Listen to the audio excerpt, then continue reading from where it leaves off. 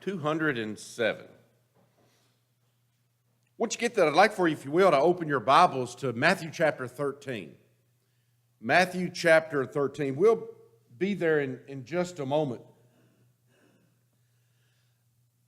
I want to talk today about disciples underdeveloped. And I know that might be something that you think might be either controversial or doesn't include me or is not a part of me, but it's something that several of my friends and many ministers around the world that I talk to each and every week, and as we work together to be able to talk about the gospel and being able to help each other in our preparation in giving, I was thinking about a firecracker. Do you remember as a kid when you used to go to the fireworks store or what have you, and you'd buy the firecracker, just the regular ones? And there was one or two things really that you could do. You could open up the package where they're all still intertwined together, light one in, toss it, get out of the way, and watch it within 4 or 5 seconds, just everything just explode. Or you could do what we used to do is we would open those firecrackers up and we would light them, and you would hold it, and you would hold it, and just before it got to the end where you knew what was fixing to happen, we'd toss it. Now, I'm not telling that to our young kids or anything else. That's a thing to do. We did stupid things as kids. Many times we went home with fingers that were numb and black and hurting. But every now and then, as we would hold those firecrackers, you would have a very fast fuse, and we knew how to almost identify what a fast fuse was, or a very slow-burning fuse, or even a fuse that would go out before it reached its firework potential. But there was always, seems like, in that bunch, there to be one or sometimes two firecrackers that you would light, you would hold, the anticipation was there, and it's about time you throw it, expecting something from that firework. It was what? It was a dud. D-U-D. So I want to really focus our sermon today on duds. Disciples that become underdeveloped. And I hope that some questioning that we have today, and they're quiet, personal questions that I want you to think about when we ask them. I want you to think, if you will, what it really means to you. And hopefully, if you're honest with yourself, we can identify some traits or some ways in which that we can become better developed in carrying the gospel on to the world today. Every Christian that becomes a Christian by obeying the gospel wants to obey God. And, I think we talk about very often about how pleasing we are to Him. But many become like the two souls that we're going to read about this morning that Jesus mentions in this parable. In Mark chapter 13, it begins in verse 18, where it says, "Therefore hear the parable of the sower. When anyone hears the word of the kingdom and does not understand it, then the wicked one comes and snatches away what was sown in his heart. This is he who received seed by the wayside. But he who received the seed on stony places, this is he who hears the word and immediately receives it with joy, yet he has no root in himself, but endures only for a little while. For when tribulation or when persecution arises because of the word, immediately he stumbles. Now he who receives seed among the thorns is he who hears the word, and the cares of the world and the deceitfulness of riches choke the word, and he becomes unfruitful. But he who receives seed on the good ground is he who hears the word and understands it, who indeed bears fruit and produces some 100-fold, some 60, and some 30. The two soils I'm referring to is the stony soil and the thorny soil. And unfortunately, a lot of people have become Christians and like the idea of what Christianity stands for, but truly they didn't really count the cost of discipleship. Jesus teaches us in Luke chapter 14, beginning there, where it says, "And whoever does not bear his cross and come after me cannot be my disciple. For which of you intending to build a tower does not sit down first to count the cost, whether he has enough to be able to finish it, lest after he has laid the foundations able to finish it, all who see it begin to mock him, saying, This man began to build and was not able to finish. Or what king, going to make war against another king, does not sit down first to consider whether he is able to stand or be able with 10,000 to meet him who comes against him with 20? Or else, while the other is still a great way off, he sends a delegation and asks conditions of peace. So likewise, whoever of you does not forsake all, that he is not and cannot be my disciple." Any Christian that has read their Bibles are taught that they must grow. You must grow in your Christianity, in your beliefs. We talked last week about faith. We even had, I think, a great Wednesday night class about the building blocks and the lack of faith. If the devil can tear your faith down, if he can get you to remain stagnant in your life, he's won. If we're not increasing our awareness, if we're not increasing our productivity as a Christian, if we're not doing what God has intended us to do, we become lost. Some of these Christians will eventually leave the church, and leaving the church, you leave God. But not all will leave. Some will remain in the fold, and they continue to be a disciple under development. The last thing that we want to be is a dud, because if we're not laboring in God's kingdom, then we're not growing. We're not going to be pleasing to God. I want all of us to be able to say that I want to be acceptable. I want God to be proud. I want God to know who I am. And wherever we're at in this world, whatever congregation we're attending in this world, we want to work with that congregation and to help that congregation with its many needs, many trials, and its many obstacles. The writer of Hebrews tells us in Hebrews chapter 5, beginning in verse 12, "For though by this time you ought to be teachers, you need someone to teach you again the first principle, the oracles of God, and you have come to need milk and not solid food. For everyone who partakes only of milk is unskilled in the word of righteousness, for he's a babe. But solid food belongs to those who are full age, that is, those who by reason of use have their senses exercised by discern both good and evil," to help you determine whether or not we're duds, to help us determine whether or not we are acceptable and God relies upon us. I have a few questions to ask today in our service. So let's listen we can. True or false? I care more about what the congregation has to offer me and my family than what I or my family can offer the church. This question has been brought up many different times. Many times when people come into a new congregation, maybe they move into a congregation and they go and they sit down with their elderships or the leaderships of the church and they discuss their family and really ask, what is the church doing? They're looking to see what avenues of approach can benefit their family. If you answer this question as true, then your attitude is leaning more towards maybe being selfish than it is being concerned about what you get out of it than what you can put into it. And I think many times we need to try to develop an attitude a little bit differently. We need to try to develop an attitude that Jesus had, because he says he did not come into this world to be served, but to serve. So when someone is talking to you or someone maybe make the statement, I don't get a lot out of that church, or I don't get a lot out of what's going on, then you got to ask yourself, how much am I putting into it? For everyone had the attitude of caring more about what the church has to offer, there'd be no programs.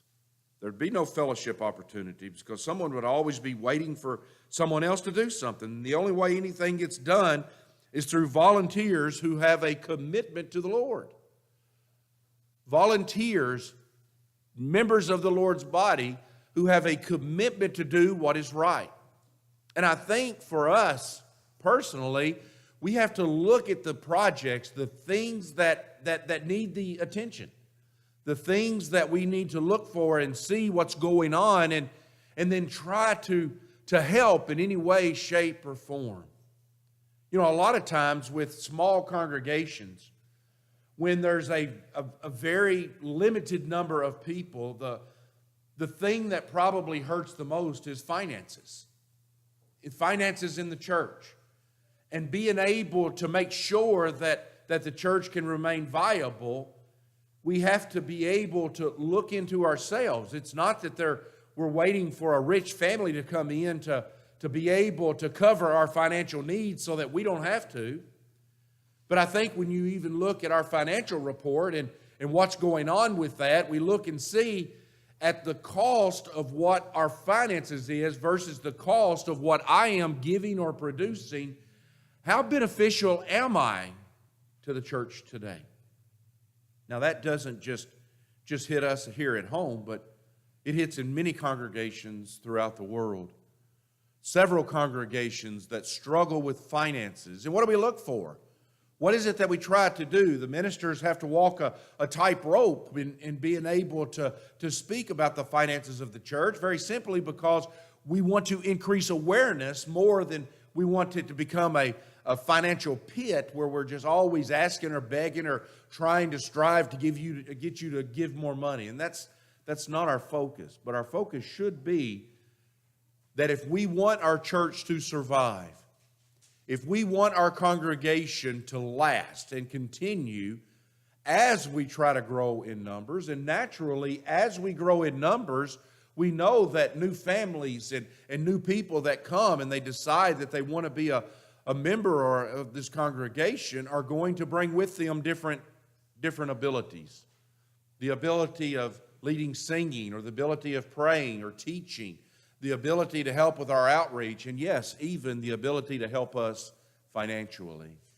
So it's very important for us when you hear me speak of it on Wednesday night, of make sure that you do what you can of inviting people to come to our worship. It helps in many different ways, more than just putting bodies in the pew. It starts to build what we hope to be a long-term relationship in the commitment that we have with the church. By working together in all aspects of the church, by focusing on what we believe that to see as being right and doing right, not just doing what I've always done, but seeing the needs of the church and make sure that we can respond to that. By doing that, we become more Christ-like in what we're looking forward to in the future. Let's turn, if we can, over to 1 Corinthians chapter 12. 1 Corinthians chapter 12. Working together. We make that body function as it should, as Paul explains here. And I think we read this probably 2 or 3 months ago, but I think where we're at in our lesson today, it's good to be able to grab a hold of this. 1 Corinthians chapter 12, let's begin in verse 13. Where it says, "For by one Spirit we were all baptized into one body, whether Jew or Greek, slaves or free. We've all been made to drink into one Spirit. For in fact, the body is not one member, but many. If the foot should say, because I'm not the hand, I'm not of the body, is it therefore not of the body? If the ear should say, because I'm not an eye, I'm not of the body, is it therefore not of the body? If the whole body were an eye, where would be the hearing? If the whole body were hearing, where would be the smelling? But now God has set the members, each one of them in the body, just as he pleased. And if they were all one member, where should the body be? But now indeed there are many members, yet one body. And the eye cannot say to the hand, I have no need of you. Nor again the head to the feet, I have no need of you. No, much rather those members of the body which seem to be weaker are necessary. in those members of the body which we think to be less honorable. On these we bestow great honor, and our unpresentable parts have great modesty, but our presentable parts have no need. God composed the body, having given greater honor to that part which lacks it, that there should be no schism in the body, and that the members should have the same care for one another. And if one member suffers, all members suffer with it. Or if one member is honored, all the members rejoice with it. And now you are the body of Christ, and you are members individually. If you're not getting involved in the Lord's kingdom, you want to take instead of many times of giving.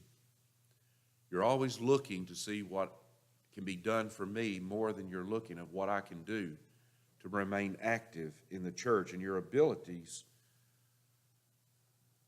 might it signify that you could be a dud, a disciple underdeveloped.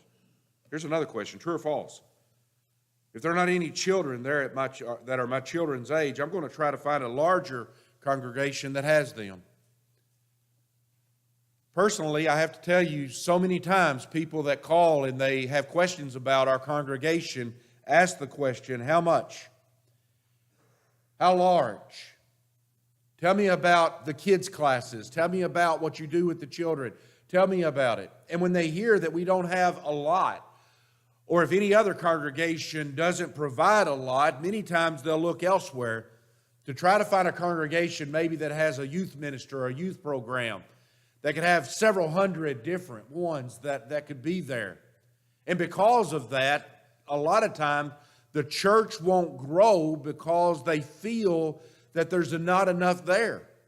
And I don't know how many times that I've talked to people and I've hopefully tried to inspire them a little greater about, if we don't have it, if we can get more and have them to become more of a part of it, look how greater we can become.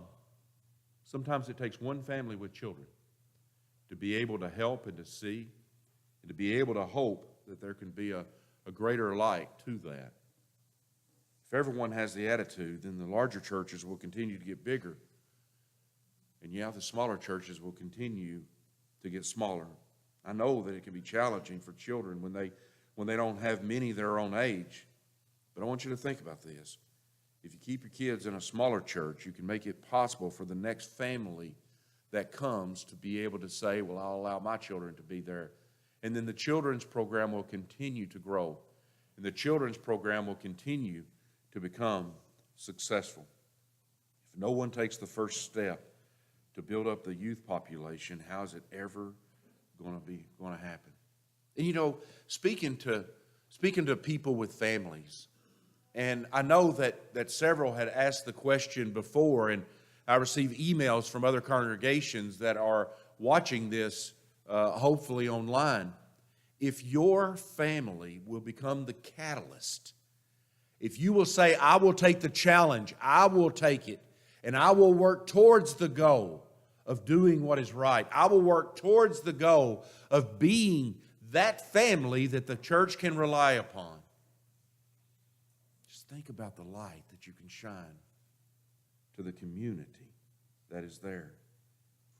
A smaller congregation like ours needs our youth to stay and to help to build the church, to make it stronger. It's the future of the church. Here's another question, true or false? I make encouraging comments to help others, to help build them up, and to keep my negative comments to myself. If you answered the question false, then understand that you're not helping the church at all. It's something that has gone out there, and I think there was a collective agreement with many of the elders that were asked this question, and many of the ministers and many of the leaders that were there that was really wanting to talk about this question in general. There's nothing wrong with constructive criticism. Absolutely not. There's nothing wrong with helping those that you love. Help them to become a greater and more valuable and viable Christian.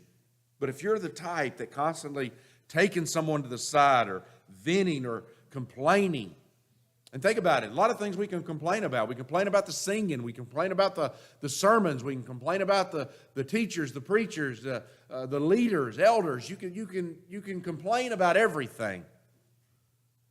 You can even complain about somebody's prayer. But when you do things like this, truly nothing good comes from it. And either your negativity will spread or you'll make others think badly of you, because no one likes to spend time or be around others that are professionals at belittling other people. We look down upon people, and we look negatively upon people sometimes. And when we do that, we show a lack of concern, a lack of love, and definitely a lack of commitment to a cause. When we have a tendency of running more people off than bringing people in, there's a problem with that. There's a problem with that personally. There's a problem with that as a congregation. And God sees that. He knows all. He sees all. And by doing that, we understand that we're going to be held accountable to that. So I want to be appreciative of the role every Christian can play in making sure that we can find ways of being more positive in our approach to talking to people, not only inside our congregation, but in our community. In our community, many times people will respond to us when we're more loving, we're more kind, and we're more friendly to them. And you have a greater opportunity of being able to invite them to come and to be a part of our service. And when we fail our church, we fail our congregation, and we fail God. True or false? People in the congregation don't pay enough attention to me. If you answered true, why do you suppose this is the case? Have you tried to reach out to others, or do you just expect everybody to come to you?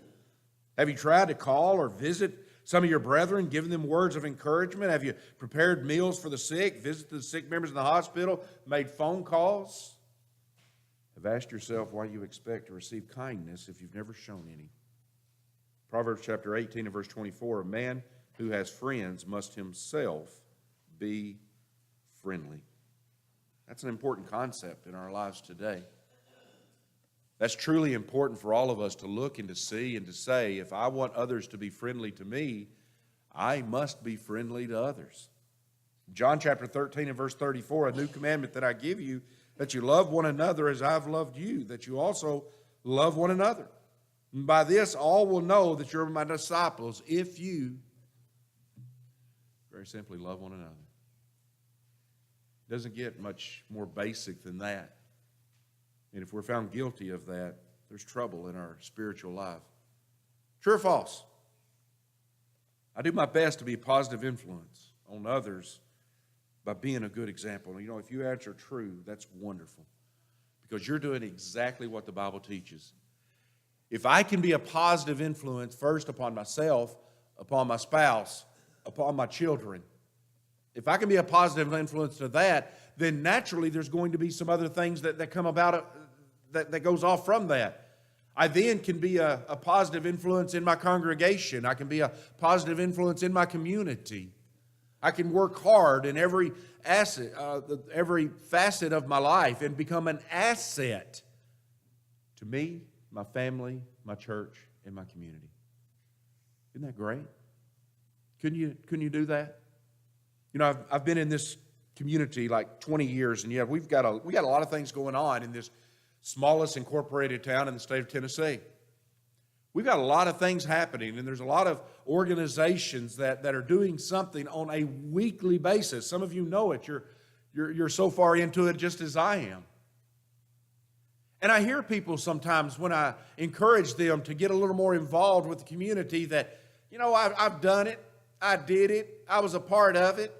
And I did it for many, many years. And even people that are my age, that I went to school with, that won't take an active part in our community, I even look back at them and said, I've been here 20 years, and I never saw you lay a finger on helping. I never saw you volunteering. I never saw you helping. So when was it? Were you 10, 15? Did it for a few years and feel that that's going to carry you through your entire life? And the same question that I would have with community awareness, I ask in the same mindset with our congregation. Being here long enough, I think I've gained experience to know those that work hard for the church and those that don't do a lot for the church. Those that have spiritually invested in the church, those that have physically invested in the church, and those that have financially invested in the church. And by understanding and knowing that, we can all do better. I can do better. I know I can. I can raise greater awareness in all facets of what I'm doing for the church today. And I encourage you to do it as well. If I have to sit down and think about what I can do more, I believe we all could do the same. Sometimes it could be something as simple as attendance. It stresses many of those that are trying to lead the church in wondering where you're at, wondering if there's a commitment, wondering if you really care enough about the church to see the future of it at all. Hebrews chapter 13 and verse 17, obey those that rule over you and be submissive, for they watch out for your souls. And those who must give account, let them do so with joy and not with grief,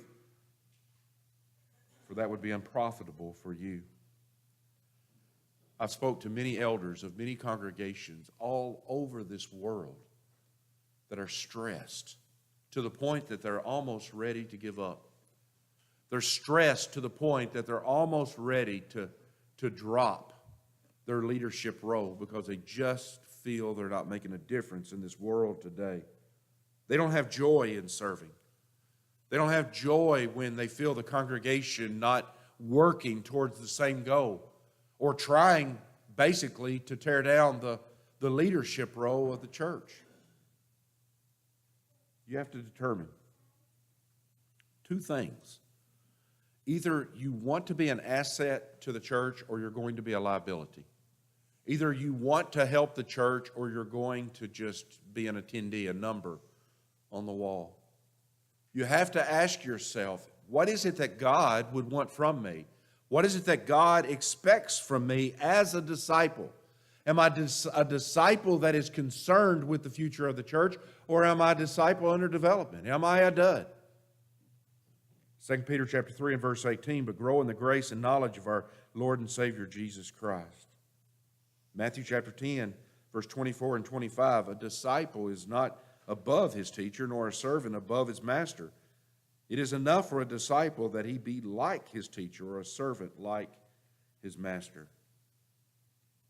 We continue to work for the common goal.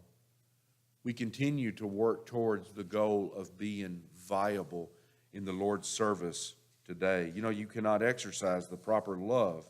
You can't exercise the proper care for your brethren if you willfully choose not to be with them when the doors are open. If the only thing that's going through your mind is to get this sermon over with so I can get out of the door and go on with the rest of my life, your worship today may be in vain.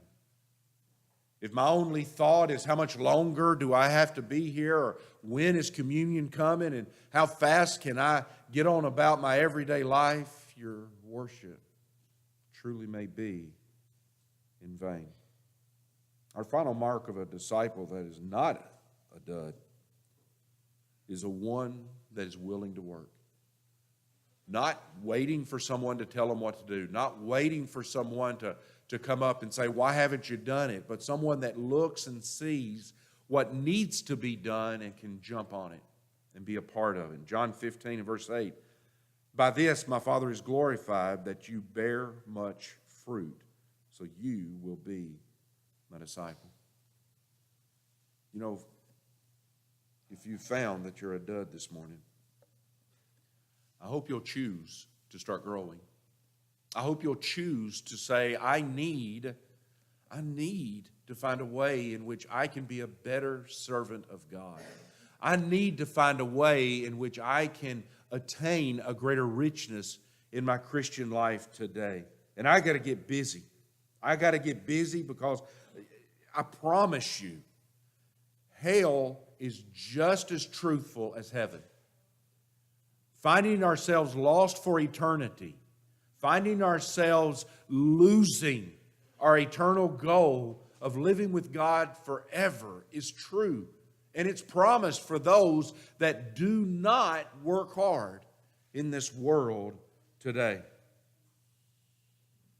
Just as much as you believed in God when you were baptized for the forgiveness of your sin, you must believe there is a hell if we do not still believe that we can serve God the way that God wants us to do. So I encourage you to think about that. I encourage you to make sure that you have the goal of wanting to go to heaven, to be the Christian, valuable to the church, viable in your community, and others can see Jesus coming from you. If you're subject today to the Lord's invitation, why don't you take this opportunity? Why don't you come? Why don't you come back to God? I pray that you'll do so. Let's all stand.